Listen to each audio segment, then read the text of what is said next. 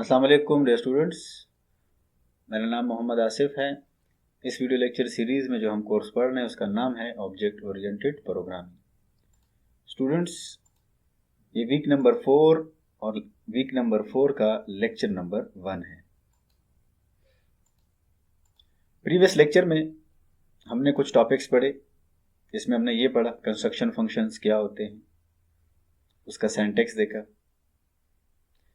फिर हमने ये देखा कंस्ट्रक्टर फंक्शन पैरामीटर्स के साथ कैसे करेंगे, मतलब कि एक कंस्ट्रक्टर फंक्शन पैरामीटर रिसीव करता है तो कैसे रिसीव कर सकता है, कैसे ऑब्जेक्ट के थ्रू हम आर्गुमेंट सेंड करेंगे।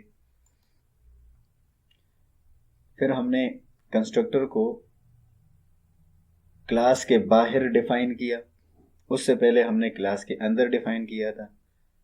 तो दोनों आपको समझाने की कोशिश की कि क्लास के अंदर कैसे डिफाइन करेंगे और क्लास के बाहर कंस्ट्रक्टर फंक्शन कैसे डिफाइन करेंगे। ठीक है, उसके ऊपर हमने फिर प्रोग्रामिंग एग्जांपल सॉल्व किए, कंस्ट्रक्टर फंक्शन के ऊपर, कंस्ट्रक्टर विद द पैरामीटर्स के ऊपर, और कंस्ट्रक्टर को क्लास के अंदर डिफाइन करना और बाहर डिफाइन करना, इसके ऊपर हमने प्रोग्रामिंग एग्जांपल भी सॉल्व किए, लैब के क्लासेस भी लिए। आज के इस लेक्चर में हम कुछ टॉपिक्स पढ़ेंगे, जैसे मैंने आपको कहा था, जो एक इम्पोर्टेंट टॉपिक्स हैं जो कि हमसे रह गए थे, हम इस वीक नंबर 4 में कवर करेंगे। उसमें अब सबसे पहले हम बात करेंगे एक्सेस स्पेसिफायर्स की। हमने थोड़ा बहुत पढ़ लिया था अबाउट पब्लिक प्राइवेट के बारे में, लेकिन आज हम इसके बारे में डिटेल में पढ़ते हैं विद द प्रोग्रामिंग एग्जांपल। तो सबसे पहले एक्सेस स्पेसिफायर्स की बात करेंगे और उसके ऊपर प्रोग्राम बी लिखेंगे। स्टूडेंट, आइए चलते हैं अपने टॉपिक के ऊपर। एक्सेस स्पेसिफायर, जैसे नाम से ही जाहिर है कि एक्सेसिबिलिटी की हम बात कर रहे हैं, कि जब भी आप क्लास के अंदर या क्लास के जो मेंबर्स हैं उसको एक्सेस करने की कोशिश करेंगे, उसको मॉडिफाई करने की कोशिश करेंगे, तो आपको एक्सेसिबिलिटी की रिक्वायरमेंट पड़ेगी, आपको इजाज़त लेनी पड़ती है क्लास से। उस इजाज़त को हम बोलते हैं एक्सेसिबिलिटी। एक्सेस स्पेसिफायर्स हमारे पास 3 होते हैं, उसके ऊपर बाद में आते हैं, लेकिन एक्सेस मॉडिफायर्स आर कीवर्ड्स, इसको एक्सेस मॉडिफायर्स भी बोलते हैं, are keywords in object-oriented language that set the accessibility of the class, that is methods and other methods members। मतलब हमारे पास जो ऑब्जेक्ट ओरिएंटेड के अंदर क्लास के एक्सेसिबिलिटी है, जैसे मैंने समझाया आप लोगों को, मतलब क्लास के 2 मेंबर्स हैं, डेटा मेंबर्स और मेंबर फंक्शंस। उनको एक्सेस करने के लिए आप लोगों को एक्सेसिबिलिटी क्लास से लेनी होती है, in a shape of public, in a shape of private, in a shape of protected. ये 3 हमारे पास स्पेसिफायर हैं। In C++ there are 3 types of access specifiers. Number 1, जैसे मैंने कहा, पब्लिक, इसको हम पब्लिक बोलते हैं। अभी तक हम प्रोग्रामिंग में यूज भी कर रहे थे public. Public is a keyword. I hope आपको पता होगा कीवर्ड का क्या मतलब है, कि ये रिजर्व वर्ड्स होते हैं, हम इसको as a variable name, function name या क्लास नेम नहीं रख सकते।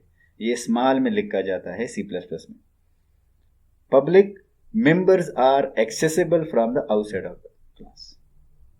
मतलब पब्लिक अगर हमने किसी मेंबर को कर दिया, वो डेटा हो या फंक्शन, तो उस मेंबर को क्लास के अंदर तो हम यूज कर ही लेते हैं बड़े आराम से, लेकिन ये अब इससे ये होगा कि आप क्लास के बाहर भी आराम से इसको यूज कर सकते हैं। Now you have the access to use और मॉडिफाई दिस मेंबर, जो भी मेंबर होगा, वो डेटा हो या फंक्शन हो। उसके बाद है private. What is private? Private member can not be accessed from outside of the class. अब अगर किसी मेंबर को वो डेटा हो या फंक्शन, मतलब मेथड हो, उससे पहले आपने एक्सेस मॉडिफायर या एक्सेस स्पेसिफायर लगा दिया प्राइवेट, तो प्राइवेट हमारे इस मेंबर का मतलब ये होगा कि आप इसको outside of the class use नहीं कर सकते। अगर आप करेंगे, आपके पास सिंटैक्स एरर आ जाएगा कि it can not be accessible. और प्राइवेट का मतलब यही होता है कि आप इसको सिर्फ महदूद जगहों तक यूज कर सकते हैं। तो वो महदूद जगह जो है वो क्लास के अंदर आप कहीं पर भी यूज कर सकते हैं, क्लास के बॉडी के अंदर कहीं भी यूज कर सकते हैं, लेकिन आउटसाइड ऑफ द क्लास आप यूज नहीं कर सकते। थर्ड वन हमारे पास है protected. Members cannot be accessed from the outside of the class. However, they can be accessed in inherited classes. You will learn more about the inheritance. अब ये third member जो है ये आपको तब ज्यादा समझ आएगी जब हम ये second feature of the object oriented पढ़ेंगे, क्योंकि फिलहाल तो हम लोग इनकैप्सुलेशन पढ़ रहे हैं. तो इनहेरिटेंस का कंसेप्ट पहले आपको समझाना पड़ेगा, और ये लोग कह रहे हैं कि ये इनहेरिटेंस में जाके यूज होता है. लेकिन चलो मैं थोड़ा सा बता देता हूं जिसको कंसेप्ट हो इनहेरिटेंस का, जिसमें हमारे पास एक बेस क्लास होती है और डिराइव क्लास होती है. इनको आपस में हम कनेक्ट करते हैं. न्यू क्लास को ओल्ड क्लास के साथ कनेक्ट करते हैं. जब हम कनेक्ट कर लेते हैं और आपने बेस क्लास में किसी मेंबर को प्रोटेक्टेड कर दिया, तो ये लोग बोलते हैं कि ये प्रोटेक्टेड मेंबर बिल्कुल प्राइवेट की तरह काम करता है. लेकिन जो इनहेरिटेड क्लास है, जो डिराइव क्लास है, या जो हमारे पास जो न्यू क्लास है, उसमें आप उस डेटा मेंबर या मेंबर फंक्शन को यूज कर सकते हो. लेकिन जिसके साथ ये बेस क्लास या पेरेंट क्लास कनेक्टेड नहीं है, वहां पर आप इसको यूज नहीं कर सकते. मतलब जिसके साथ आप इनहेरिटेड हो वहां पर आप यूज कर पाओगे उस मेंबर को, और जिसके साथ कनेक्टेड नहीं है उनके साथ एक्सेसिबल नहीं होगा. तो इसको हम बोलते हैं प्रोटेक्टेड. तो बिगिनर्स के लिए इंशाल्लाह जब हम इनहेरिटेंस करेंगे तब मैं आपको वहां पे प्रोटेक्टेड जो एक्सेस स्पेसिफायर है मैं दोबारा समझाऊंगा. आइए प्रोग्रामिंग एग्जांपल इसके ऊपर मैंने किया है छोटा सा, ताकि आपको यहां पर स्लाइड्स में समझ आ जाए कंसेप्ट जो ऑलरेडी अभी हमने पढ़ लिया. अगर आप देख रहे हैं यहां पे हमने एक्सेस स्पेसिफायर क्लास स्टार्ट किया. क्लास का नेम हमारे पास है, क्लास का नेम हमने लिखा यहां पे माई क्लास. ठीक है. फिर क्लास की बॉडी स्टार्ट हो गई. फिर हमने यहां पर एक्सेस मॉडिफायर या आप इसको एक्सेस स्पेसिफायर यूज किया पब्लिक. अब इसको लिखने का तरीका यह है कि आप लोगों ने इसका कीवर्ड लिखा और आखिर में आप कोलोन लिखते हैं. ठीक है. आपने ऊपर लिख दिया तो इसका मतलब जो हमारे पास ये जो डेटा टाइप और डिक्लेरेशन हुई है इंटीजर की, तो x अब हमारे पास वो डेटा मेंबर है, वो एट्रीब्यूट है. अब इस डेटा को हम outside of the class body use कर सकते हैं, और यहां पर मैंने यूज किया प्राइवेट एक्सेस स्पेसिफायर. तो जब आपने प्राइवेट कर दिया किसी मेंबर को, वो डेटा हो या फंक्शन हो, जैसे मैं पहले बता चुका हूं, उस मेंबर को आप outside of the class body use नहीं कर सकते. तो क्लास की बॉडी यहां पे खत्म हो जाती है. यहां से बाहर आप यूज नहीं कर सकते. विद इन दिस बॉडी आप बेशक इसको कहीं पर भी यूज कर लो. जैसे आप यहां पर मेन फंक्शन में देख रहे हैं, मेरा main function outside of the class body है.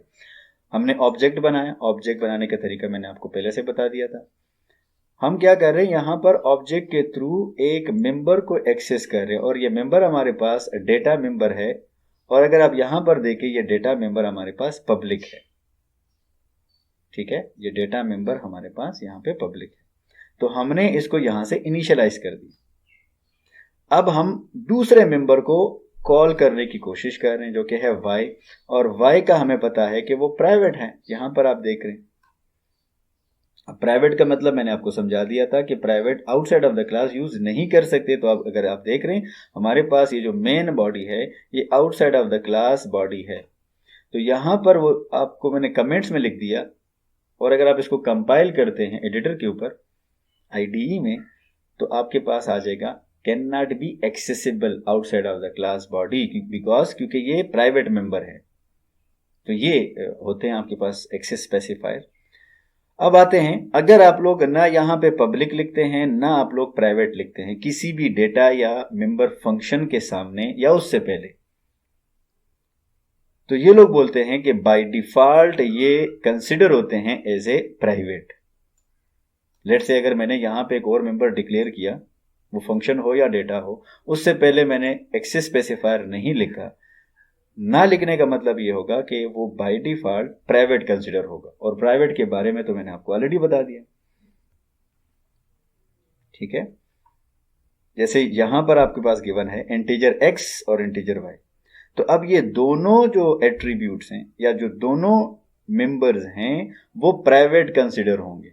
तो अगर मैं x और y को अगर मेन फंक्शन में अब कॉल करूंगा तो वो मुझे कहेगा sorry it is not allowed. तो स्टूडेंट्स, ये था आज के लेक्चर में आपको ये बताने के लिए कि हमारे पास एक्सेस स्पेसिफायर्स क्या होते हैं। इंशाल्लाह इसके ऊपर एग्जांपल्स करेंगे आईडी के ऊपर जब लैब क्लास होगी। अभी तक इतना काफ़ी है। अगर इसमें आपका कोई क्वेश्चन हो तो आप मुझसे पूछ सकते हैं। Thank you. अल्लाह हाफिज़।